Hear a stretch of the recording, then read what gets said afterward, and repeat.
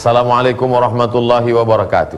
Alhamdulillah wassalatu wassalamu ala Rasulillah wa ala alihi wa sahbihi wa man tabi'ahu wa mawala.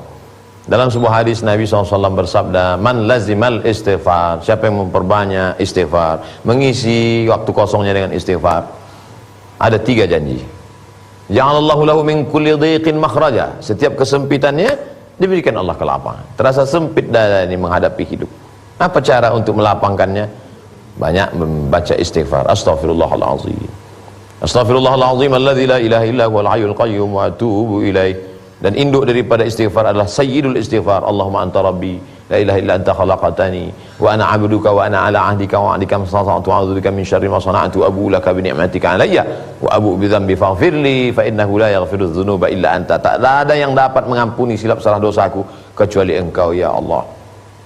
Lalu kemudian wa min kulli hammin faraja, setiap hammin, kesusahannya, hidup ini penuh dengan kesusahan, fi kabad, hidup ini penuh dengan kesusahan dan kesulitan.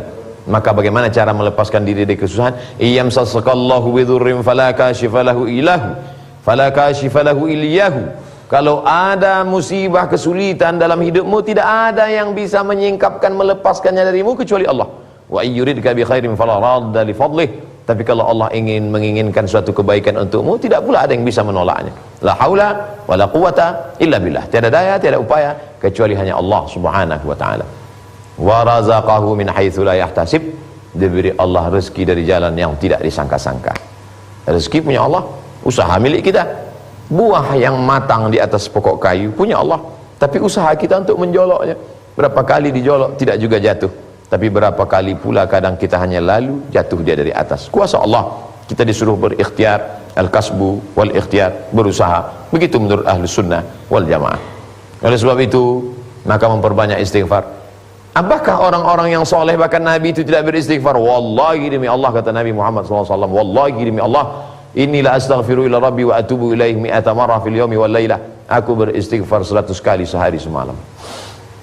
Nabi yang tidak berdosa, wallahu ya'asimuka minan nas, Allah menjaga engkau, Nabi maksum, tapi dia tetap beristighfar sehari semalam. Ada kalanya orang beristighfar karena dia buat dosa, sabu-sabu, khamar, zina, mabuk, korupsi, dia beristighfar. Tapi ada kalanya orang beristighfar bukan karena dosa, tapi karena dia malu.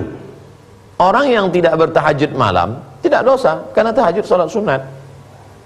Tapi kemudian ketika dia bangun di tengah malam, dia lihat acara televisi yang selama ini tidak hanya tontonan tapi tuntunan, lalu kemudian datang rasa malunya. Ini judul ceramahnya tentang tahajud, tapi kenapa aku tidak pernah bangun malam seumur hidupku? Datang rasa malunya. Setelah itu dia pun beristighfar. Jadi ada kalanya juga orang beristighfar karena malu kepada Allah Subhanahu wa taala. Ada pula kalanya orang beristighfar itu karena memang ingin mencari fadilah, keutamaan yang disebarkan oleh Allah Subhanahu wa taala. Oleh sebab itu kalau ada orang hidupnya zuhud, jauh dari keduniawian, tapi sebentar-sebentar dia beristighfar, astaghfirullahalazim, astaghfirullahalazim. Dia tidak minum khamar, dia tidak berzina, dia tidak berjudi, dia tidak makan riba.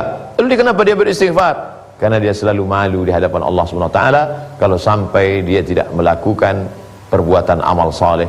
Padahal semuanya pinjaman dari Allah, tatapan matanya pinjaman, pendengaran telinganya pinjaman, bernafasnya sekali tarik, sekali hembusan juga pinjaman, paru-paru yang dipakai juga pinjaman. Kenapa orang yang meminjam ini tidak sadar diri, tahu diuntung? Biasanya kalau kita diberi gratis, makan gratis, minum gratis, rumah gratis, berterima kasih kepada sahibul bait. Tapi kenapa ada orang yang tidak pernah berterima kasih kepada Allah Subhanahu wa taala? Maka beristighfar adalah ungkapan rasa malu. Al-imanu bid'un wa sab'una syu'bah. Iman itu 50 sekian cabang. A'laha yang paling tinggi la ilaha illallah, wa adnaha yang paling rendah imatatul adza 'anit thariq, membuang sesuatu yang mengganggu dari jalan. Al-haya'u syu'batun minal iman. Malu adalah bagian dari iman. Malu kepada Allah, umur panjang tapi tak dipakai untuk beramal soleh. Malu kepada Allah, harta banyak tapi masih menyia-nyiakan anak yatim, fakir, miskin. Malu kepada Allah, anak perempuan, istri, sahabat, kerabat, tetangga, belum lagi menutup aurat dengan hijab, dan mulut diam tak pernah berkata apa-apa. Kenapa tidak pernah mengajak? Mengapa tidak pernah merangkul? Mengapa tidak pernah mengarahkan kepada kebaikan dan kebenaran? Oleh sebab itu, dengan beristighfar jauhkan dari segala malapetaka, bencana, musibah penyakit, musibah keluarga, diberikan Allah Subhanahu wa taala ketenangan batin. Maka jangan pernah lupa apapun yang terjadi, memperbanyak lidah, membasahi lidah dengan Astaghfirullahalazim alladzi la ilaha illa huwal hayyul qayyum wa atubu ilaih. Semoga bermanfaat. Terima kasih. Wassalamualaikum warahmatullahi wabarakatuh.